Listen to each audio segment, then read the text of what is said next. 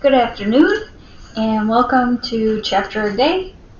We're on Chapter 9. Chapter 9. Leaf woke him up 5 hours after he'd fallen asleep on the couch.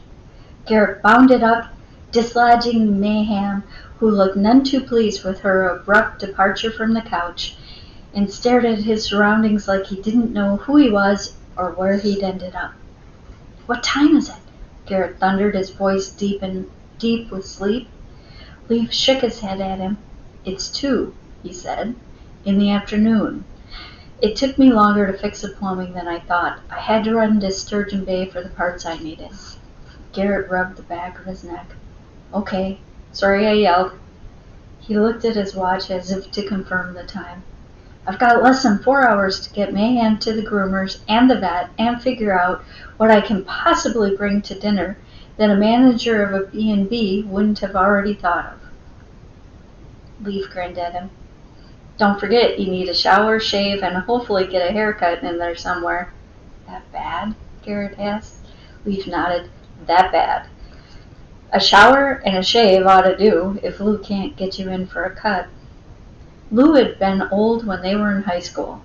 He owned and ran the only barber shop in 20 miles. He cut hair with a razor, and everyone looked the same. Garrett didn't like the idea of going to see Lou for anything except for town gossip. Lou was an excellent source of information, especially the kind no one wanted told. Garrett eyed Leaf's expertly cut hair. "You don't look like you let Lou within 20 feet of you." Garrett grinned. "I don't. I go to Susie's. She's behind the Hyde House, right next to the tattoo parlor. She's got a 2-week waiting list, though." Garrett got up, stretched, feeling every one of the miles he'd ridden, swearing if he ever got seriously rich, he'd donate to the Wisconsin Roads Fund. "Is it safe to take a shower?" "Yep."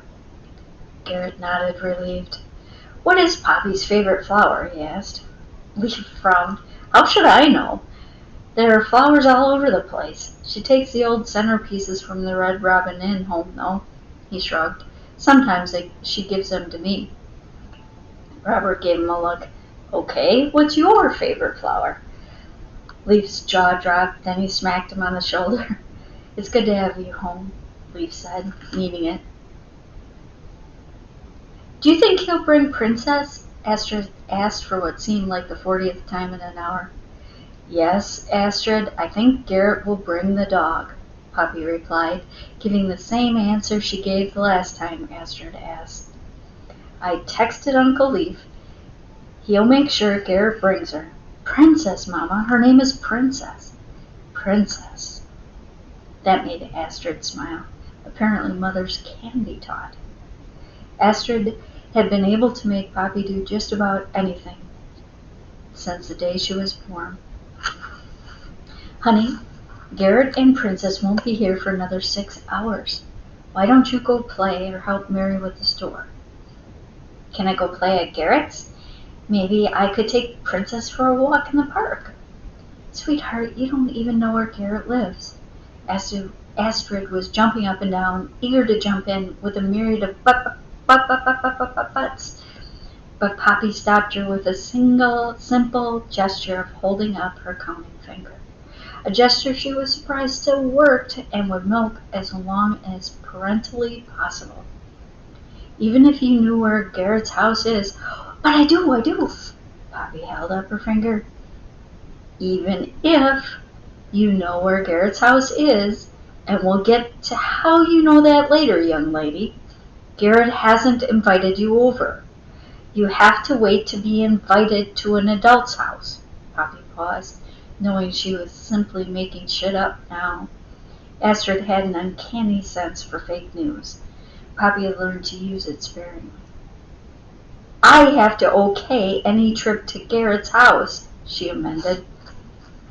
Astrid cocked her head at Poppy and gave her an expression Poppy was certain was cultivated by 7-year-olds everywhere, an expression that said, "Silly parent, you're right here, and able to do what is being asked of you with a simple snap of your fingers. Hop to it already, and see to the granting of my demand. When in doubt, hold up another finger. Number 2. Garrett has things to do before dinner. He's probably sleeping. Poppy knew that was true because Leaf sent her an 11-second video clip of him snoring away on the couch with a still dirty princess. The video made her laugh out loud. She was going to download it to her computer and play it over and over again once Astrid was safely out of earshot. Before Astrid could interrupt her again, she added a third finger. And he has to give Princess a bath before you can play with her. There, that sounded reasonable. Astrid deadpanned. I know how to wash a dog, Mama. I can help. Poppy stood still for a moment, realizing she'd been outwitted and outmaneuvered by a second grader. It was not a unique experience. Then she did what she always did when she lost a battle of wits with her daughter. She laughed. She picked Astrid up, swung her around in a circle, while kissing her cheek over and over. You're right, and I'm less right, but you still can't go because I'm the mom and you're the child. Poppy set Astrid down, still smiling at her. Astrid furrowed her brow in a line of displeasure.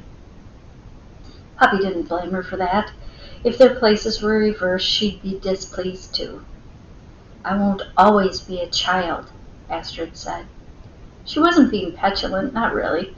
She was being a kid with a solid view of the world, who knew she was loved no matter what, and could state the obvious without threat of repercussion. It was in moments like these that Poppy knew she was a good parent. Of course, she had help, lots of it, from Leaf, Mary, and Robert.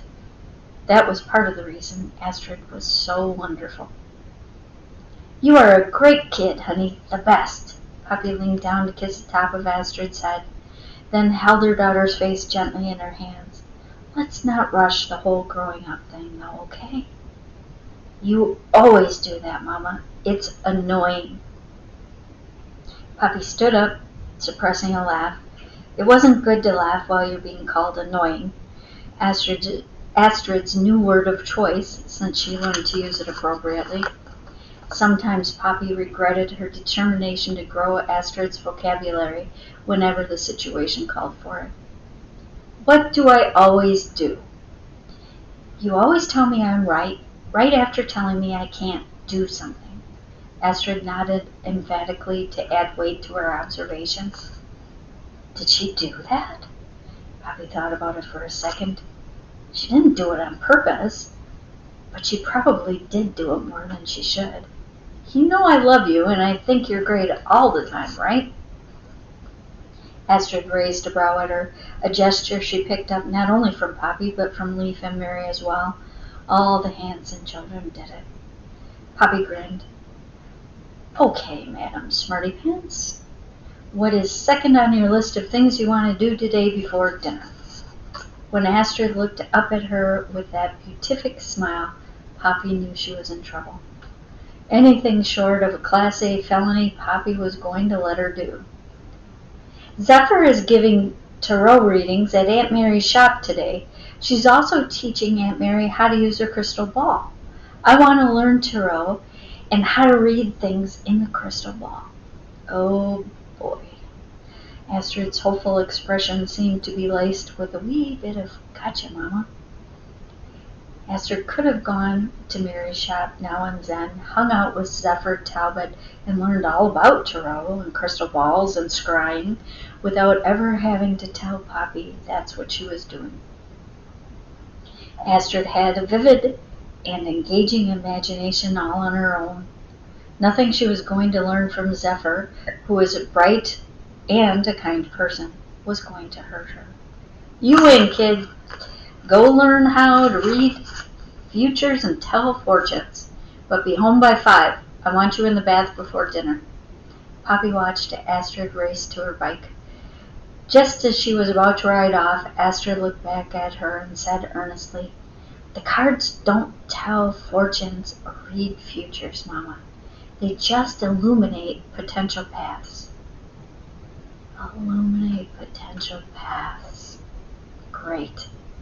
a new word, and a new phrase.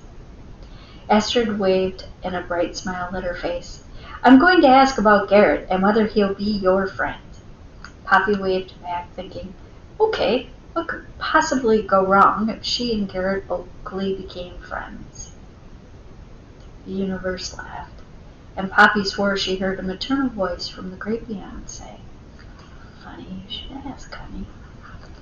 So, that ends chapter 9, and tomorrow we're on chapter 10. Thanks for spending some time with me. Have a wonderful day, and be well. Bye.